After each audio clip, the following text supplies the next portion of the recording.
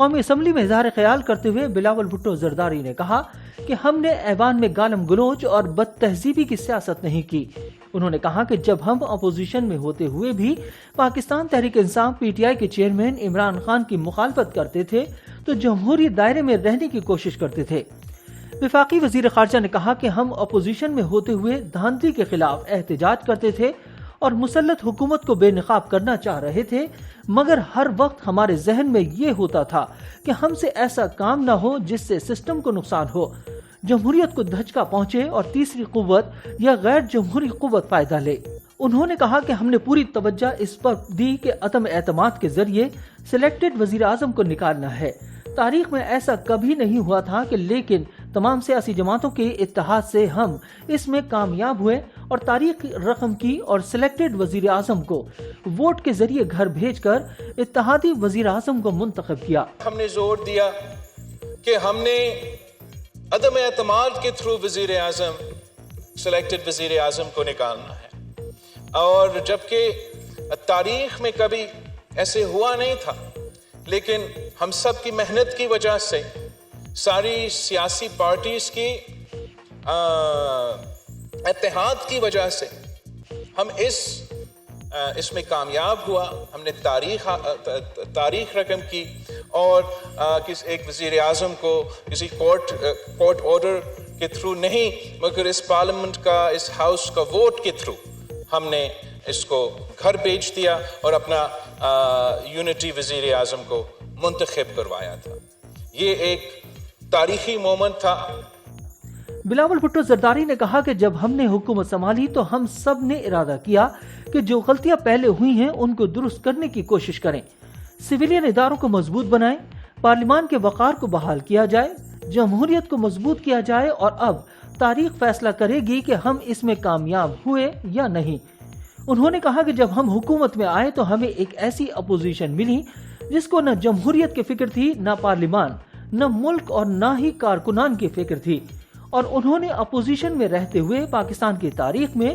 وہ red line عبور کی جو کبھی نہیں ہوئی، کیونکہ جب ایک وزیر اعظم ذوالفقار علی بھٹو کو تختہ دار پر چڑھایا گیا اور 2 وزراء اعظم کو جلا وطن کیا گیا، تب بھی اس قسم کی سیاست نہیں کی گئی۔ ان کا کہنا تھا کہ ہمیں ایسی اپوزیشن ملی جس نے تاریخ میں پہلی بار جناح ہاؤس اور فوجی تنصیبات پر حملہ کیا، اور جب ایسا قدم اٹھایا جاتا ہے تو پھر ریاست کی رٹ قائم کرنے کے لیے ایسے کچھ اقدام اٹھانے پڑتے ہیں تاکہ پھر سے ایسا کام نہ ہو۔ لیکن افسوس کے ساتھ ہمیں جو نظر آ رہا ہے، ہماری اپوزیشن کوئی سبق نہیں سیکھ رہی۔ افسوس کے ساتھ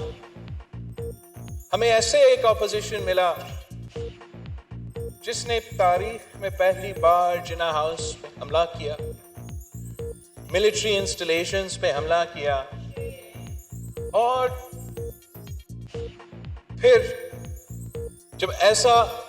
ایک قدم اٹھایا جاتا ہے تو ہم پہ پھر ریاست کا رٹ قائم کرنے کے لیے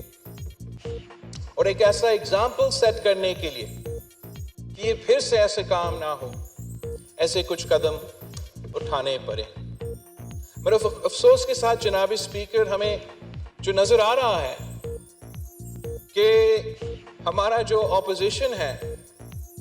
وہ کوئی سبق نہیں سیکھ رہے، اور ان کا